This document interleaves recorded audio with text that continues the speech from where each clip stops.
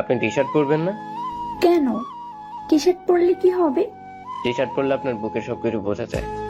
মানে কি বোঝা যায়? অনেক কিছুই বোঝা যায়, বুঝবেন না আপনি। কই, আমি তো কিছুই বুঝতে পারছি না। তা আমাকে বলেন, কি দেখেন টি শার্টের ভিতরে? আপনার বুকের দুই পাশে খাড়া হয়ে থাকা অমৃত বিশালতা সেই স্তনযুগলের বিস্তৃত চোখের সামনে এসে পড়ে। কি? আপনি তো দেখি অনেক খারাপ একটা ছেলে, মেয়েদের বুকের দিকে তাকিয়ে থাকেন। কেউ যদি ওড়না ছাড়া নিজের বুকের সাইজ দেখায় তাহলে খারাপটা কি আছে? তাই বলে এভাবে দেখবেন? লজ্জা করে না? কেন করবে? মাঝে মাঝে আপনার বুকের ওই দুটো আস্থা বলে হাত দিয়ে ধরি। কি এত সাহস আপনার? সাহস তো অনেক আছে, কেবল প্রয়োগ করি না। তাই নাকি? তা কেন প্রয়োগ করে না? সুযোগ হয় না প্রয়োগ করার। আমি আবার সবসময় সাহসের পরিচয় দিই না। যদি সুযোগ হয় তাহলে কি করবেন? অনেক কিছুই। যদি আমার বুকের সুন্দর দুটো কমলা নিয়ে সুযোগ দিয়ে কি করবেন? ধরবো, দেখবো, খাবো, চাপবো, আর কি করবো জানি না। তাই নাকি? ধরতে দিলে খেতে চায়, সাহস কত! অনেক সাহস, বললাম তো। যখন ছোট ছোট টি শার্ট পরেন তখন আপনার বুকের যে দুই পাশের দুইটা জিনিসের মাথার নিতম্ব দেখা যায়, তখন নিজেকে কন্ট্রোল করাটা অনেক কঠিন, কিন্তু তারপরে নিজেকে কন্ট্রোল করে রাখি। কিন্তু যখন যখন কি? কিন্তু যখন ছোট ড্রেসে পরার পর আপনার ঘামে ভেজা কোমর, উলম পুষ্প মণ্ডিত নাভিটা দেখি, তখন যেন আর থাকতেই পারি না। তখন কি করতে মন চায়? অনেক কিছুই। আপনার মোটা বড় কমলার কোয়ার মতো দুটো ঠোঁট যখন দেখি, আর নিজেকে ধরেই রাখতে পারি না। কি করতে মন চায় তখন? তখন মন চায় দেয়ালের সাথে চেপে ধরে আপনার ওই মিষ্টি ঠোঁট আমার মুখে ভিতরে নিয়ে চুষে চুষে খাই। তারপর? তারপর নীরব কথাটা বলেই নীলাকে দেওয়ালের সাথে চেপে ধরে। তারপর নীরার ঠোঁটের সাথে নিজের ঠোঁট মিলিয়ে নিল। তারপর নীরার আকর্ষণীয় নিচের ঠোঁট নীরব তার মুখের ভিতর নিয়ে চুষতে থাকে। প্রায় মিনিট খানিক পরে নীরব ছেড়ে দেয়। দুজনে হাঁপাতে থাকে। নীরা চোখ দুটো প্রসারিত করে বেশ বড় করে তাকিয়ে আছে নীরবের দিকে। নীরব তাকিয়ে থাকে নীরার ঠোঁটের দিকে। দুজনে হাঁপাচ্ছে।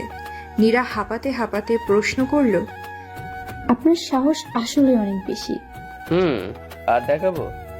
হ্যাঁ, দেখান। নীরব আবারও এগিয়ে যেতে থাকে নীরার দিকে। তখনই নীরবের ছাত্রী চলে আসে সেখানে। নীরা দ্রুত নীরবের সামনে থেকে চলে আসে। নীরবও আর কিছু না বলে। নীরা হলো নীরবের ছাত্রীর বড় বোন। 1 বছর ধরে নীরব তার ছাত্রী অথৈকে পড়াতে আসে। 1 বছর ধরে নীরব আর নীরা একে অপরকে দেখে, আর দেখতে দেখতেই দুজনকে ভালোবেসে ফেলে। দুজনে অল্প অল্প কথা বলতো। রাত 2টা বাজে। নীরা জানালা খুলে বসে আছে। বৃষ্টি শুরু হয়েছে। নীরবের কথা মনে পড়ে ওর। ফোনটা হাতে নেয়। নীরবকে কল করে নীরা। কোথায় আপনি? আমরা চাইলে একে অপরকে তুমি করে বলতে পারি। বাড়ি। আচ্ছা, ঠিক আছে। কোথায় তুমি? বাড়িতে। এত রাতে কোথায় থাকবো?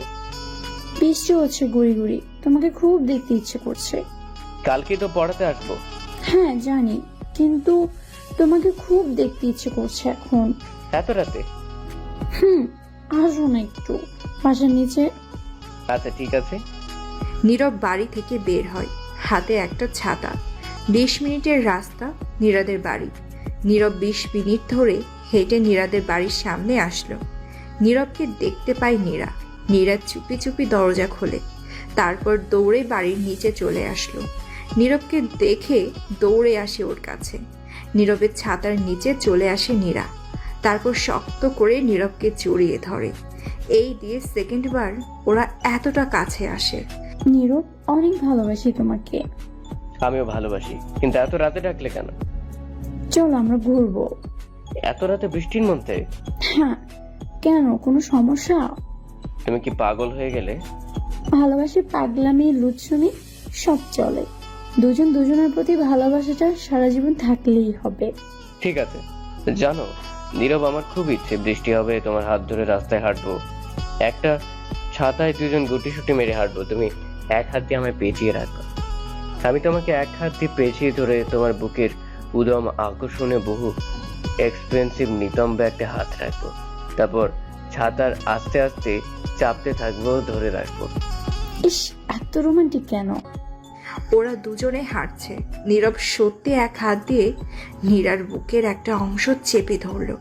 নীরা নির্লিপ্ত হাসি দিয়ে তাকালো নীরবের দিকে। নীরব কিছুটা জোরে চেপে ধরে নীরার নিতম্বটি, এরপর গালে একটা চুমু দিয়ে নীরা বলে, এই এটা রাস্তা, এখানে এসব কি করুন? এত রাতে বৃষ্টিতে কেউ আসবে না গো, কেউ কিছুই দেখবে না। আমি একাই তোমাকে লুটে পুটে খাবো। হ্যাঁ সব কেউ, কিন্তু আস্তে ধীরে, আমি তো আছি তাই না? আমার সব সময় লাগবে। সব সময় বাবা। ওই আমি আইসক্রিম খাবো, ওই যে দোকান, এনে দাও না। বৃষ্টির ভিতরে আইসক্রিম? ঠান্ডা লাগবে তো। না লাগবে না। ঠিক আছে দাঁড়াও, আইসক্রিম নিয়ে আসি। নীরব ছাতাটা নীরার হাতে দিয়ে বৃষ্টিতে ভিজতে ভিজতে আইসক্রিম আনতে চলে যায়। একটা কোন আইসক্রিম নিয়ে এনে নীরার হাতে দিল। নীরা বলল, তোমারটা কই? আমি আইসক্রিম খাই না। তাহলে কি খাও? তোমার ঠোঁট, তোমার বুক। আরে কিন্তু ওগুলো তো দামি খাবার, খেতে পারবে তো? কেন পারবো না? তুমি দিলেই তো খেতে পারি। আমি কেন দেব? তুমি কিনে খাবা। তা তোমার ঠোঁট বুক খেতে আমার কি দাম দিতে হবে শুনি? অনেক কিছুই দিতে হবে, পারবে তুমি? হ্যাঁ পারবো। নীরা কিছু বলল না। সে আইসক্রিম গালে দিল। নীরব নীরার দিকে তাকিয়ে আছে। নীরার ঠোঁটে আইসক্রিমের একটা অংশ লেগে থাকে। নীরা তখন ইশারায় নীরবকে ভেঙচি কাটে। এমন করছো কেন? তোমার ঠোঁটে আইসক্রিম লেগে আছে। জানি তো, লেগে আছে। মুছে নাও। দাঁড়াও, টিস্যু পেপার আছে, আমি মুছে দিচ্ছি। তুমি না একটা আসলে গাধা। কেন? কি করলাম আমি? কিছুই বুঝো না তুমি, গাধা কোথাকার। আমি গাধা না। নীরব নীরার হাত ধরে কাছে টেনে নিল। তারপর নীরার ঠোঁটের দিকে এগিয়ে যায় নীরব। ঠোঁটের খুব কাছে যখন নীরব আসে, তখনই নীরা দুজনের ঠোঁটের মাঝে আইসক্রিম রাখলো। নীরবের ঠোঁটেও আইসক্রিম লেগে যায়, নীরার ঠোঁটেও লাগে। কয়েক সেকেন্ড পর নীরা আইসক্রিম সরিয়ে নেয়, আর সাথে সাথে নীরব নীরার ঠোঁট কামড়ে ধরে। দুজন দুজনকে চুম্বনে ভেজাতে থাকে। একে অপরের ঠোঁটে লেগে থাকা আইসক্রিমের অংশ খেতে থাকে। এভাবে কয়েক মিনিট তারা চুমু খায়। এরপর নীরা বলে, আজকে আর ঘুরবো না, বাসায় দিয়ে আসো। এখনই? হ্যাঁ এখনই যাব। ঠিক আছে চলো। তুমি যেভাবে আমার ঠোঁট খাচ্ছিলে, যদি তোমাকে সুযোগ দে, আমাকে পুরো কামড়ে খেয়ে ফেলবা। তো খাওয়ার জিনিস তো খেতেই হবে। সবসময় খেতে নেই, এখন চলো বাসায় দিয়ে আসবো। আচ্ছা চলো। নীরব নীরাকে নিয়ে বাড়ির দিকে এগিয়ে যেতে থাকে। নীরা নীরবের হাত শক্ত করে ধরে আছে। নীরব নীরার বাড়ির সামনে আসলো। নীরা যখনই গেট খুলল, তখনই দেখে ওর বাবা দাঁড়িয়ে আছে। নীরার পাশে নীরবকে দেখতে পায়। নীরা কিছু বলতে যাবে, তার আগে নীরার বাবা এসে ঠাস ঠাস করে চর বসিয়ে দিল। নীরা গালে হাত দিয়ে দাঁড়িয়ে থাকে। নীরব বলে, আঙ্কেল আসলে হয়েছে কি? নীরবের গালেও ঠাস করে দুটো চর পড়ল। নীরব আর কিছু বলার সাহস খুঁজে পেল না। প্রায় রাত 2টা বাজে। নীরার বাবা নীরাকে বলে, তোর মতো একটা মেয়ে জন্ম দিয়ে এত কষ্ট পেতে হবে ভাবিনি। লজ্জা করে না তোর? এভাবে রাত বেড়াতে ঘুরে বেড়াচ্ছিস, বেয়াদবি করছিস একটা ছেলের সাথে। আর নীরব, তোমাকে আমি বিশ্বাস করে পড়াতে ডেকেছি, আর তুমি কিনা বিশ্বাসের মূল্য এভাবে দিলে? বেরিয়ে যাও বাড়ি থেকে, তোমাকে যেন আর না দেখি। আঙ্কেল আমি নীরাকে অনেক ভালোবাসি। বাবা, আমিও নীরবকে ভালোবাসি, প্লিজ নীরবকে তাড়িয়ে দিও না। নীরার বাবা রেগে যায় আরো। দুজনের গালে আরো জোরে চড় দিয়ে নীরাকে টেনে আনে বাড়িতে।